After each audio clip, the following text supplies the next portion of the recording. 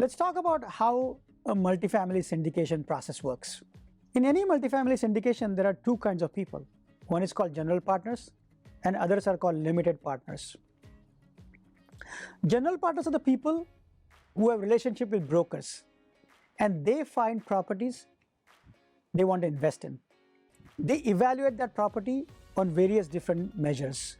They underwrite the property. They create a financial model for the property. After going through the model, if they think that this property is viable or it's going to generate enough returns for their investors, then they decide to do further due diligence on the property. Maybe they'll look at qualitative features of the property.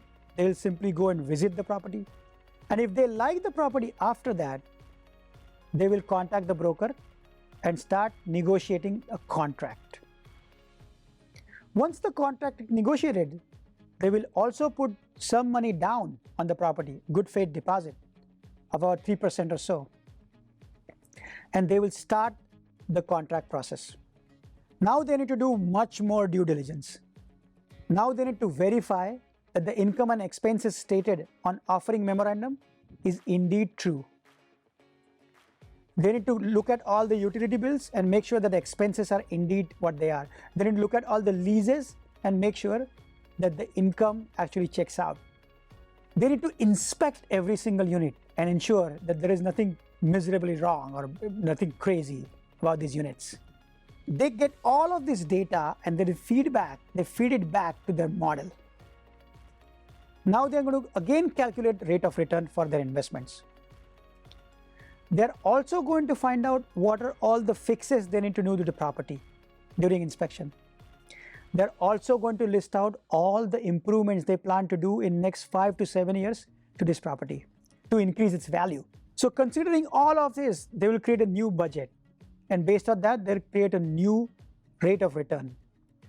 So if the property is still viable, at that point, the general partners are confident that this property is worth going forward with. Then they will apply for the bank loan. And they will also start pitching the property to investors or limited partners. Here there are a lot of rules about who they can pitch the property and who they cannot pitch the property. And those rules are laid down by Securities and Exchange Commission. Now you might think, what does Securities and Exchange Commission has to do with this whole real estate transaction? The way it works is that usually when general partners acquire a property like that, they create an LLC. And then they issue shares of this LLC in proportion of the investment to the investors. Now, anytime you issue a share of a company to investors, Securities and Exchange Commission comes in and they says, whoa, you can't issue any share to anyone unless you go through this complicated process of various kinds of audits and all that stuff. Now, such a process would take a year. Now, you cannot wait to close a real estate transaction for a year, right? So for such transactions, there are some exemptions given in Regulation D. So the two of the most popular exemptions from this process is used by syndicators known are 506B and 506C. Under 506B, the general partners are allowed to pitch this property only to the people that they have pre-existing relationship with. Now you might wonder why. What is SEC thinking? So SEC's mandate is to safeguard investors' interest.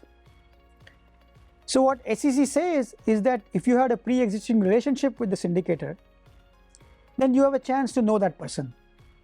Then there is less likelihood of fraud happening. And that is why SEC puts that condition. And in that case, if you have pre-existing relationship with the person, then you can pitch the property to them under 506B. But you might soon exhaust all of your friends and family. Then what if you raise more money than what you can possibly get from your friends and family? How do you do that? So SEC has another rule called 506C. If you declare your syndication under 506C, you can pitch it to any stranger. and that stranger can invest with you without having any pre-existing relationship with you. But then SEC mandates that this stranger be an accredited investor. So what is accredited investor? An accredited investor is, simply put, a richer investor. It's somebody who has individually $200,000 or more income, or $300,000 or more income, including their spouse, or their net worth is $1 million, excluding their personal residence. So if you qualify for any one of these three, then you are classified as an accredited investor. So the SEC said, as long as you can actually verify whether these people are accredited or not, then you can take investments from strangers.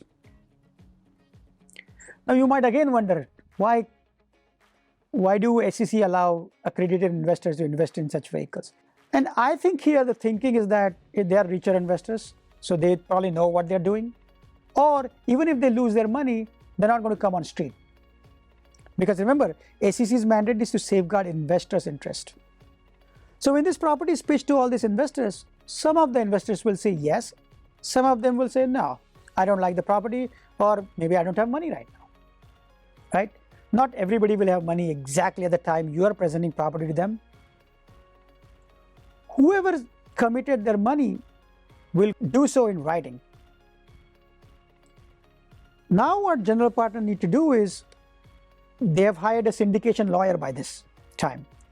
So they're going to form an LLC, and they're going to give them 2 or 3 documents. And one of the most important documents they need to give is known as Private Placement Memorandum, or PPM. It's a really long document. It can go from 70 pages to 150 pages. The PPM has all sorts of risk outlined there. The Securities and Exchange Commission mandates general partners to give this PPM to the investors so that investors know what they are signing up for. And then the investors also get something known as a subscription agreement.